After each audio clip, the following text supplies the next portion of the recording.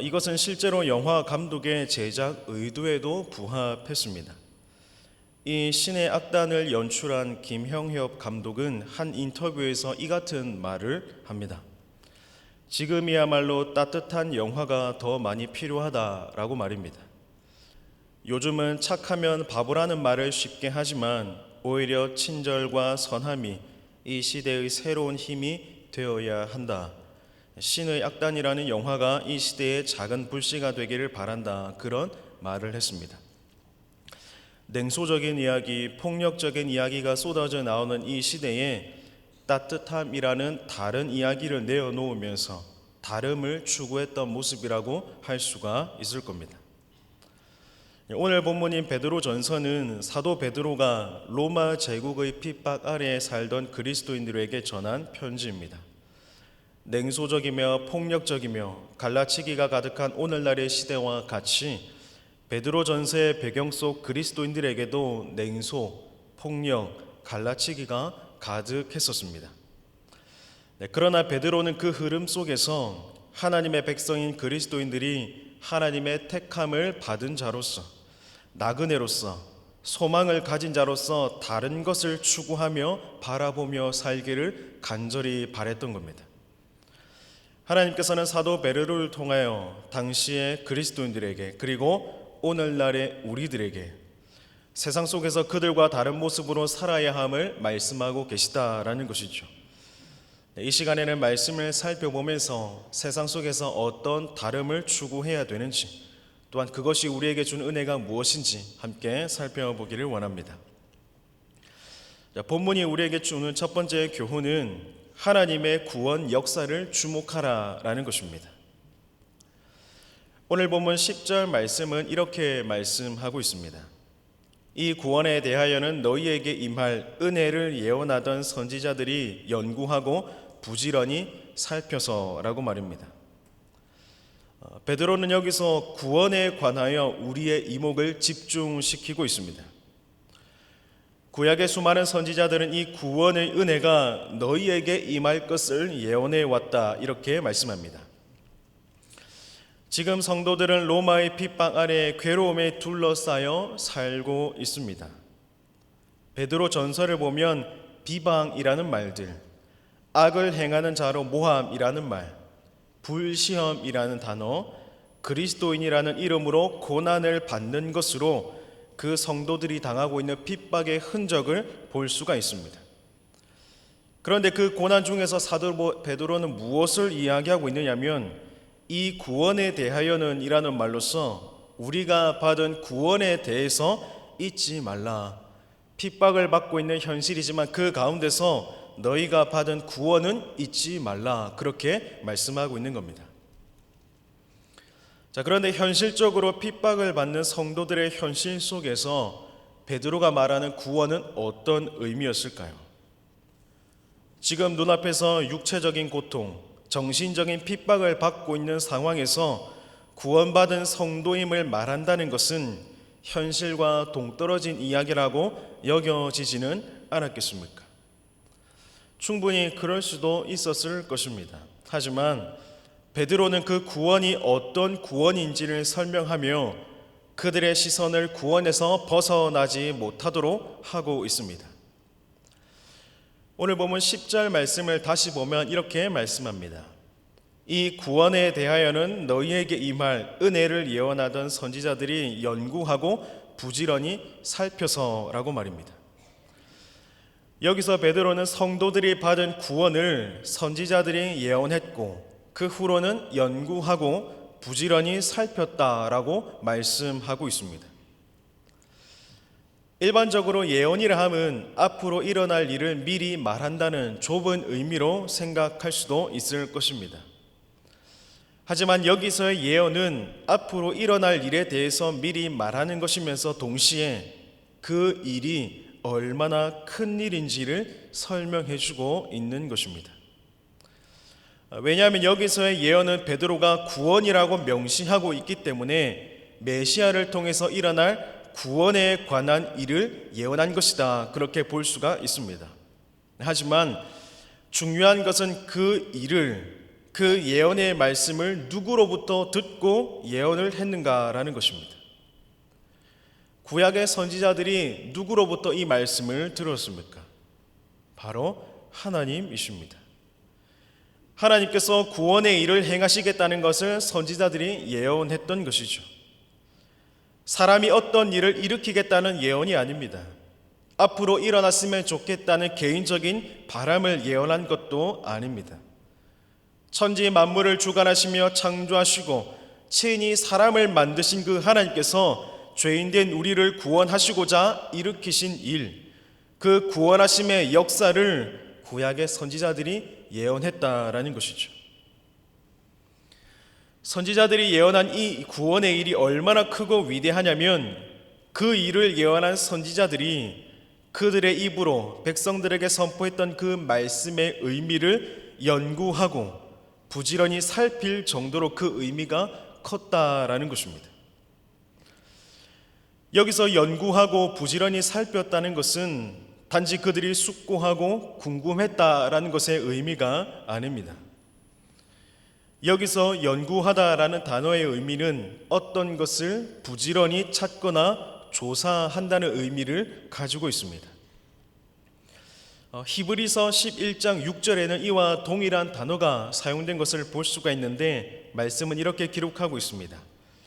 믿음이 없이는 하나님을 기쁘시게 하지 못하나니 하나님께 나아가는 자는 반드시 그가 계신 것과 또한 그가 자기를 찾는 자들에게 상 주시는 이심을 믿어야 할지니라.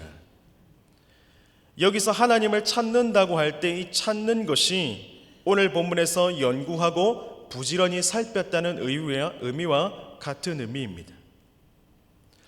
한번 생각해 보십시오. 히브리서 11장 6절에서 하나님을 찾는 자들이 하나님을 찾는 것은 구원을 얻기 위해서가 아니었습니다. 히브리서 11장은 믿음장으로서 믿음의 선배들의 모습을 담고 있습니다. 그분들이 하나님을 찾은 것은 하나님 없이 살 수 없음을 인정하고 그분께 마음이 기울어져 있기 때문에 지속적으로 적극적으로 하나님을 갈망하며 추구하는 그러한 삶의 모습을 말하는 것입니다. 다시 말해서 오늘 본문에서 선지자들은 하나님께서 그분의 백성들을 구원하실 것을 예언했는데 그 구원 역사를 입으로 전하는 것으로 그치기에는 그 안에 담겨있는 의미가 너무나도 깊고 너무나도 컸다라는 것입니다. 하나님께서 구원하실 것임을 선포하라고 하셔서 선포했는데 그 안에 담긴 구원의 의미는 지속적으로 파고들어 의미를 최대한 밝혀보고 싶을 만큼 크고 놀라웠다라는 것이죠. 베드로는 예수님 가까이에서 그 구원 역사가 어떻게 이루어져 가는지, 어떻게 성취되었는지를 목격한 사람입니다. 예수님 곁에서 큰 소리치며 살던 그때는 예수님을 통해 이루어지는 그 일을 이해하지는 못했지만 예수님께서 부활하신 후 다시 자신을 만나 주신 뒤로 그의 삶은 완전히 뒤바뀌었습니다.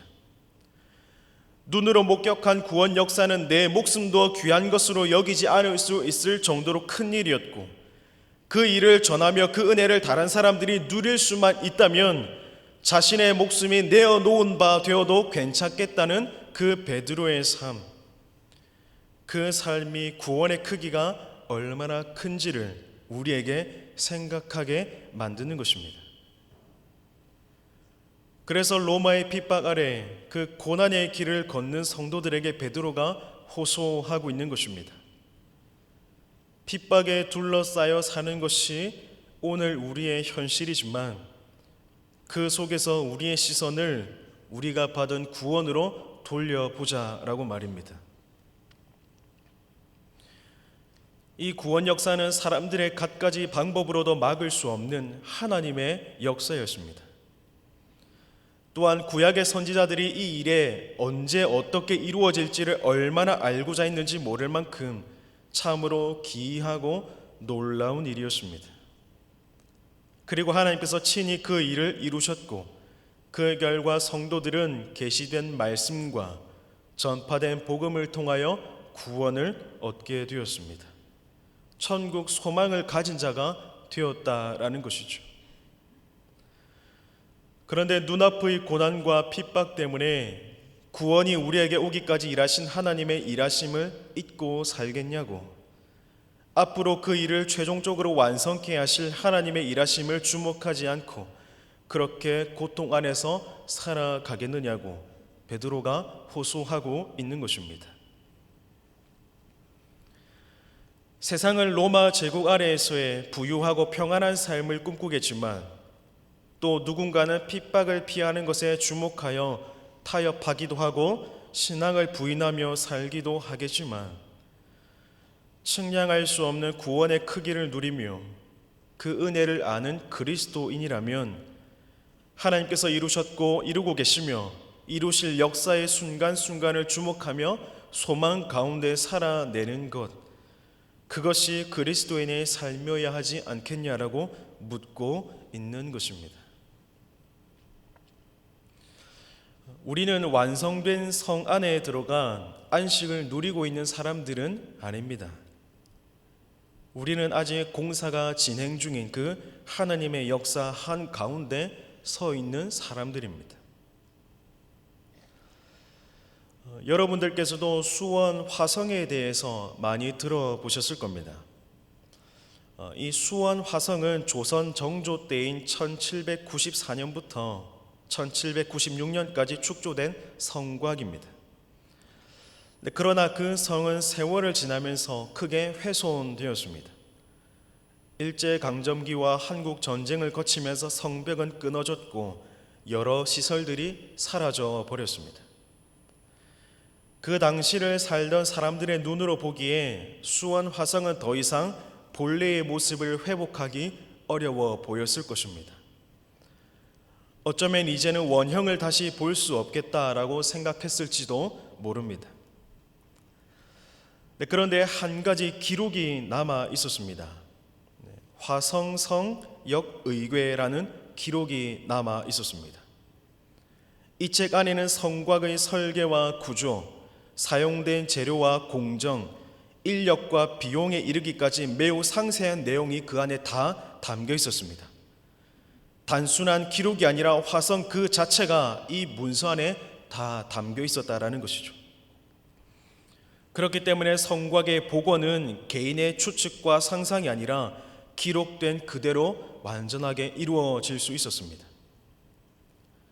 결국 이 수원 화성은 복원을 거쳐서 1997년 유네스코 세계문화유산에 등재되기까지도 합니다. 한때 무너졌던 성곽이 설계도라는 기록을 따라 다시 세워져 세계가 인정하는 문화유산이 되었다라는 것이죠.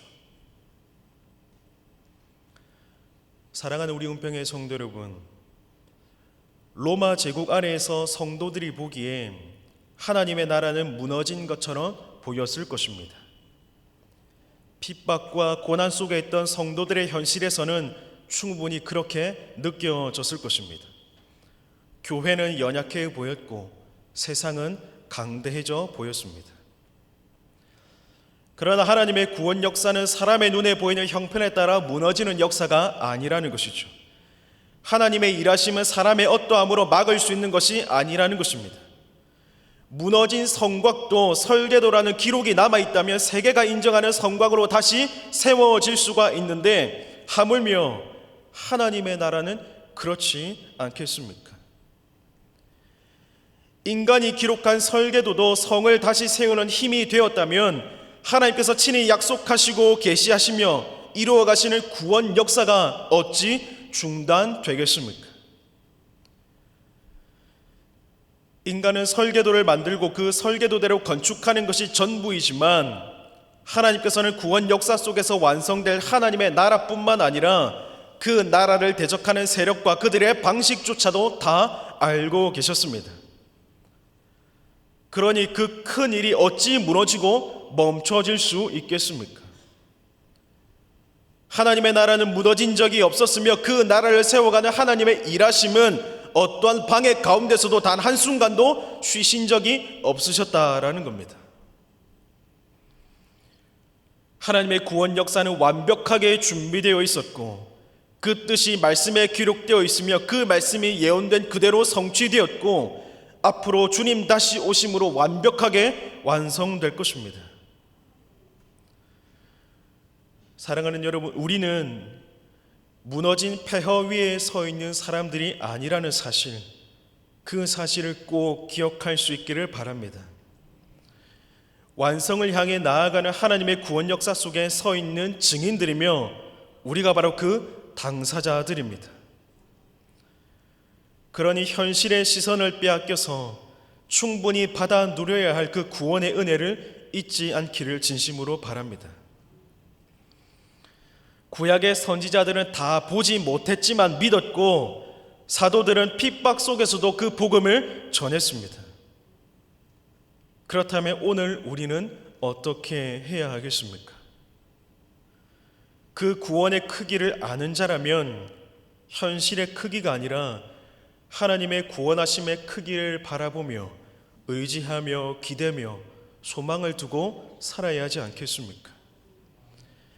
하나님께서 이루어 가시는 구원 역사의 현장 속에서 우리는 하나님께서 우리 손에 직접 쥐어주신 성경이라는 완벽한 설계도를 보면서 소망 가운데 끝까지 인내하며 살아가야 하지 않겠습니까?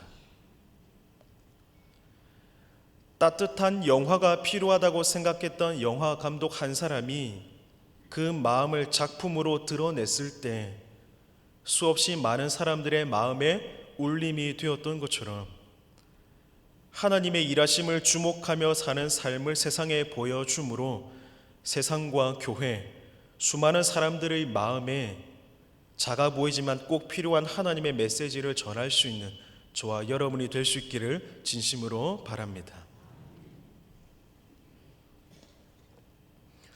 오늘 본문이 주는 두 번째 교훈은 하나님의 구원 역사에 우리를 참여시키신 은혜, 그 은혜에 주목하라라는 것입니다. 오늘 본문 12절 말씀을 한번 보시기 바랍니다. 이 섬긴 바가 자기를 위한 것이 아니요 너희를 위한 것임이 계시로 알게 되었으니 이것은 하늘로부터 보내신 성령을 힘입어 복음을 전하는 자들로 이제 너희에게 알린 것이요 천사들도 살펴보기를 원하는 것이니라. 이 말씀을 보면 구약의 선지자들이 예언했던 하나님의 구원 역사가 누구를 향해 있는지를 분명하게 말씀하고 있습니다. 성경은 분명히 그 일이 너희를 위한 것이라고 밝혀주고 있습니다. 여기서 너희란 누구를 의미합니까? 1차적으로는 베드로의 서신을 받는 당시의 그리스도인들이며 동시에 동일한 믿음 안에 거하는 오늘날 우리를 말씀하고 있는 것입니다. 다시 말해서 하나님의 큰 일이 누구를 향해 있다는 것입니까? 바로 우리를 향해 있다라는 것이죠. 구약의 선지자들은 하나님의 말씀을 받아 백성들에게 하나님의 구원 역사에 대해서 선포했습니다. 그러나 그 말씀이 성취되는 것을 보지는 못했습니다. 하나님께서 메시아를 보내시어 그의 백성을 구원하실 것이라는 사실에 대해서 선포하며 예언했지만 그 모습을 두 눈으로 직접 보지는 못했다라는 것이죠.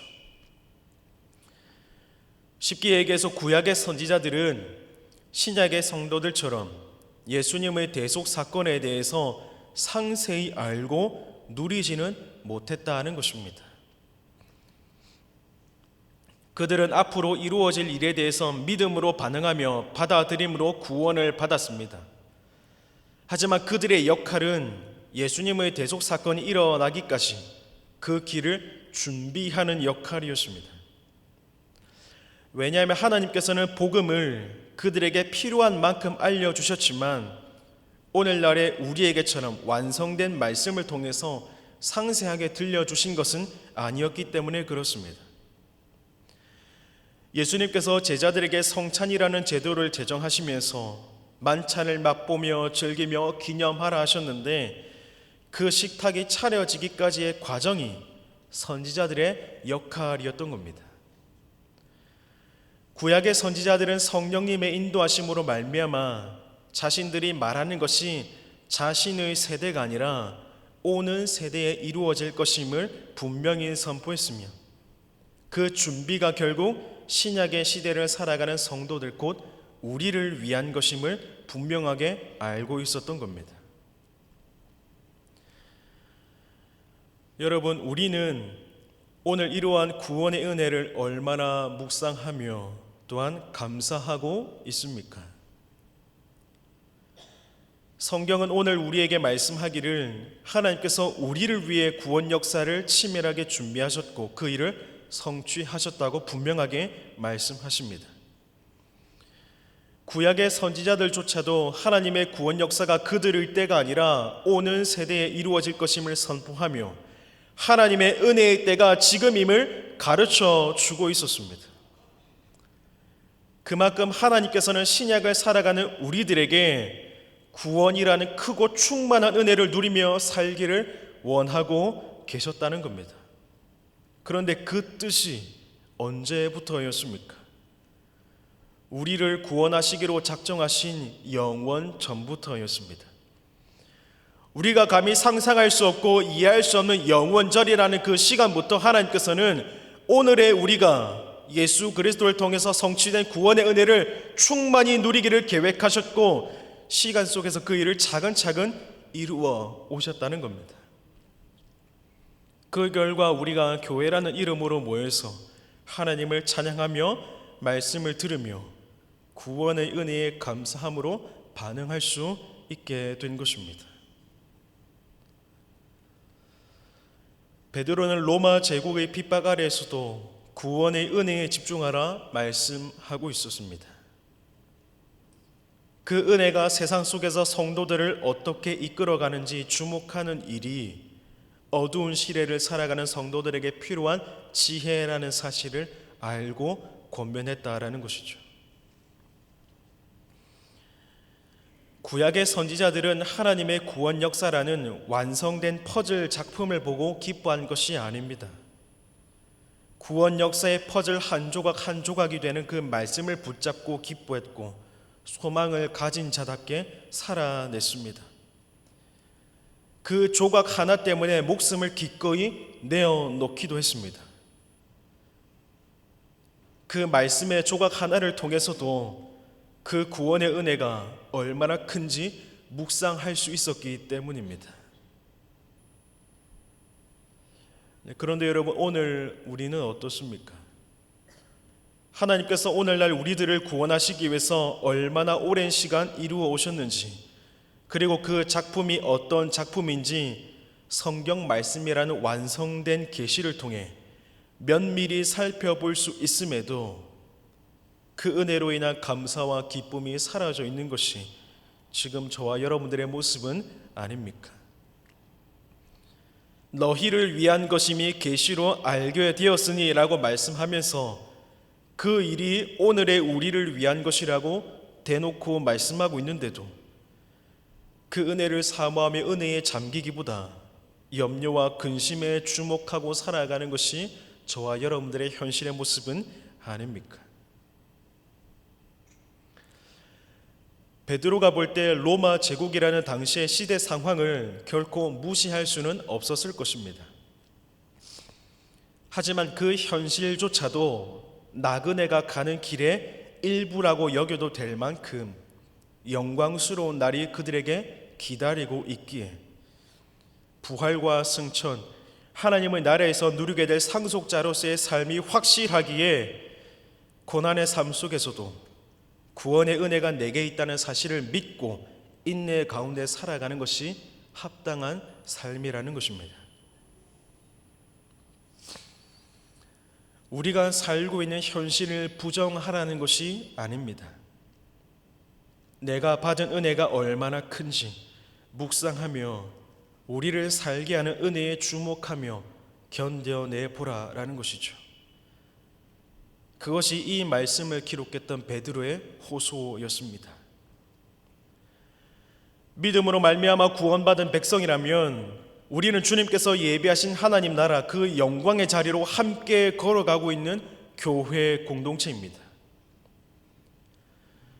하지만 우리는 하나님 나라를 향해 가는 선택받은 나그네라고 말은 하고 있지만 나그네의 길을 걷는 내 삶의 걸음이 영광스러운 고난의 걸음이라는 사실에는 무관심하며 은혜 안에 거하고 있다는 사실에는 무관심하며 이 땅에서의 삶에만 주목하며 사는 것이라면 이제는 달라져야 하지 않겠습니까? 오늘 본문 12절 하반절을 보면 이렇게 말씀하고 있습니다. 이것은 하늘로부터 보내신 성령을 힘입어 복음을 전하는 자들로 이제 너희에게 알린 것이요 천사들도 살펴보기를 원하는 것이니라. 여기서 베드로는 구원에 관하여 말씀하기를 우리를 향한 이 구원의 역사는 천사들도 살펴보기를 원한다, 그렇게 말씀해주고 있습니다. 여러분, 천사란 어떤 존재입니까? 천사는 왜 우리의 구원을 살펴보기를 원하는 것일까요? 천사들이 살펴보기를 원한다고 할 때 이 살펴본다는 말의 의미는 단순한 관찰을 의미하는 것이 아닙니다. 몸을 굽혀서 응시하는 자세를 떠올릴 수 있는 그러한 용어입니다. 다시 말해서 경탄과 경외 속에서 무언가를 자세히 들여다보는 행위를 의미하는 것입니다. 하나님께서 구원 역사를 어떻게 이루어 가시는지 경탄하며 경외하는 자세로 관심 있게 살펴보았다라는 것이죠. 그런데 다시 한번 질문해 본다면 천사가 이렇게까지 하는 이유가 무엇이겠습니까? 하나님께서 행하시는 구원의 역사가 그만큼 기이하고 놀랍다라는 것이죠. 천사도 하나님에 의해 창조된 피조물이며 동시에 섬기는 영으로서 하나님의 명령에 따라 여러 일들에 수종두는 자들입니다. 그리고 특별히 히브리서 1장 14절에서 천사들의 역할을 이렇게 말씀하고 있습니다. 모든 천사들은 섬기는 영으로서 구원받을 상속자들을 위하여 섬기라고 보내심이 아니냐. 즉 천사는 구원받은 백성들인 교회, 곧 우리를 섬기는 자들입니다. 그런데 중요한 것은 오늘 본문이 이야기하고 있는 하나님의 구원 역사는 천사들에게 적용되는 일은 아니라는 것이죠. 그 구원 역사는 천사가 아니라 교회를 위한 것입니다. 천사들은 구원의 대상이 아니라는 것입니다. 하지만 그들은 하나님의 지혜와 선하심이 나타나는 구원 역사의 놀라운 신비를 기쁨과 경외로 관찰합니다. 천사들조차도 관심 있게 살필 만큼 우리를 위한 하나님의 구원하심의 역사는 기이하며 특별한 일이라는 사실을 보여주고 있는 것입니다. 그리고 그 일이 지금 그리고 여기 있는 저와 여러분들을 위한 일이라는 것이죠. 19세기에 미국의 페니 크로스비라는 여인이 있었습니다. 그녀는 태어난 지 얼마 되지 않아 의료사고로 시력을 잃었습니다. 그러다 보니 그녀의 삶은 평탄할 수가 없었습니다. 세상적으로 보자면 불리한 조건, 불공평한 조건 속에 살고 있었습니다. 그러나 놀랍게도 그녀는 8,000편이 넘는 찬송시를 남기는 사람으로 기억되는 인물이 됩니다. 오늘날 누군가가 그녀에게 이렇게 물었다고 합니다. 당신은 앞을 보지 못하는 것이 원망스럽지 않습니까? 라고 말입니다. 그러나 그녀는 잠시도 망설이지 않고 이렇게 대답했습니다. 나는 전혀 그렇지 않습니다.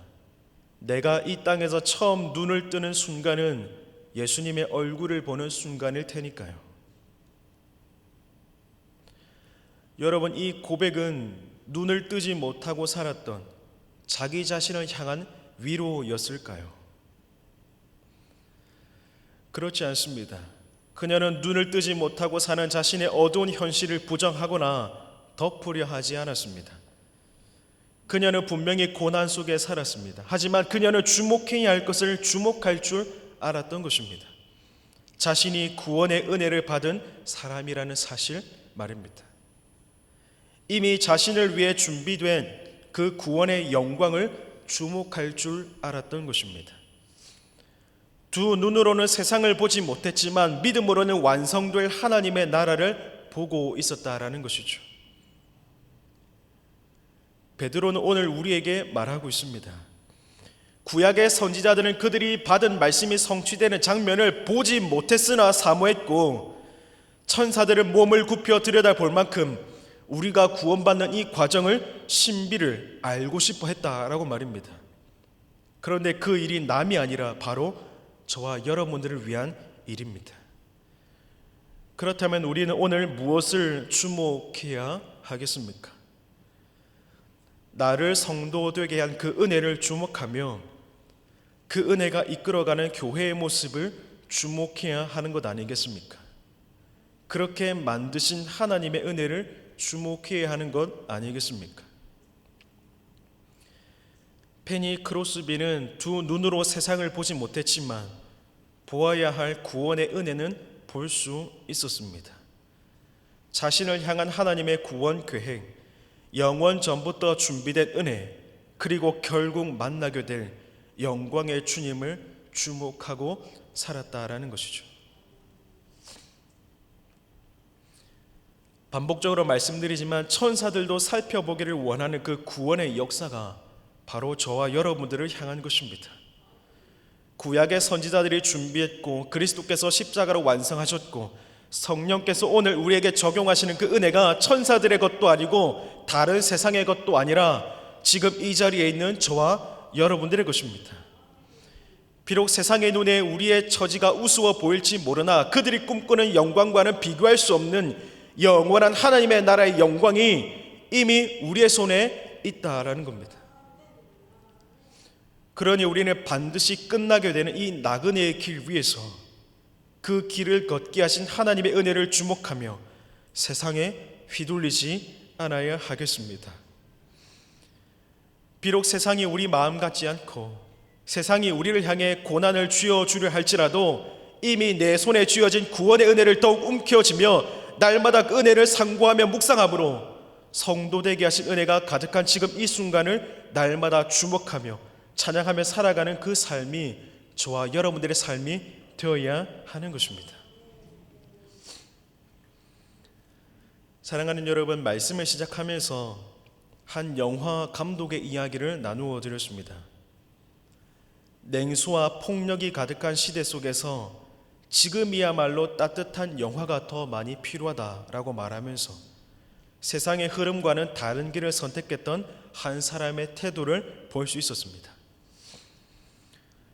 모두가 자극적인 이야기, 강한 이야기, 분노를 자극하는 이야기를 내어놓을 때 그는 따뜻함이라는 다른 길을 택했습니다. 따뜻함의 가치를 주목할 수 있었고 결국 그 다름이 많은 사람들의 마음을 감동케 했습니다. 로마 제국 아래에서 그리스도인으로 산다는 것은 결코 쉬운 일은 아니었습니다. 차별과 폭력, 모진 고난과 핍박이 일상이었습니다. 그러다 보니 그 흐름 속에서 그리스도인들도 냉소적으로 변하는 것이 더 쉬웠을지는 모릅니다. 침묵하거나 타협하는 것이 더 안전했을지도 모릅니다. 그러나 베드로는 그 시대의 흐름과 다른 길을 제시합니다. 이 구원에 대하여는 나라고 말씀하면서 그들과는 다른 삶을 살아보라 호소하고 있었다는 것이죠. 핍박이 아니라 구원에 주목하라는 것입니다. 현실의 두려움이 아니라 영원한 은혜에 주목하라는 것입니다. 고난의 크기가 아니라 구원을 이루신 하나님의 크심과 그분이 베푸신 은혜에 주목하며 살아보라라는 것입니다. 이것은 분명 시대의 흐름과는 다른 길입니다. 세상은 눈에 보이는 힘을 붙잡아라 말합니다. 세상은 당장의 안전과 이익을 선택하라 말합니다. 세상은 손에 쥐어지는 것을 현실이라고 말하고 있습니다. 그러나 성도는 다르게 사는 것이죠. 우리는 눈에 보이지 않지만 이미 완성된 그 구원의 은혜를 붙잡고 살아갑니다. 천사들도 몸을 굽혀 살펴보는 그 은혜를 주목하며 살아갑니다.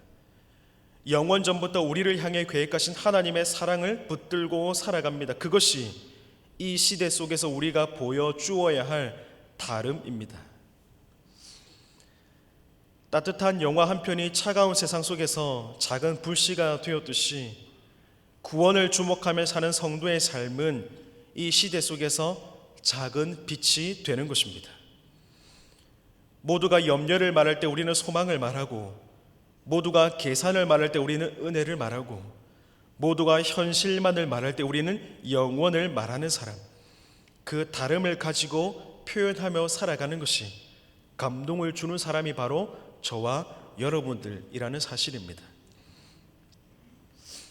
천사들도 살펴보기 원하는 그 크나큰 하나님의 구원 역사가 지금의 우리를 향한 것이라면 우리는 세상과 다르게 살 이유가 충분하지 않겠습니까? 이 나그네의 길 위에서 구원의 은혜를 주목하며 그 은혜에 참여된 자로서 감사하며 영광을 바라보며 걸어가는 사람, 그 사람이 이 시대에 가장 따뜻한 사람이며 강한 사람이며 또 특별한 사람일 것입니다. 저는 그 사람이 바로 저와 여러분들이 되기를 진심으로 바랍니다. 함께 기도하겠습니다. 참 좋으신 하나님 감사합니다. 하나님께서 보실 때 참으로 연약한 우리들이지만 우리를 향한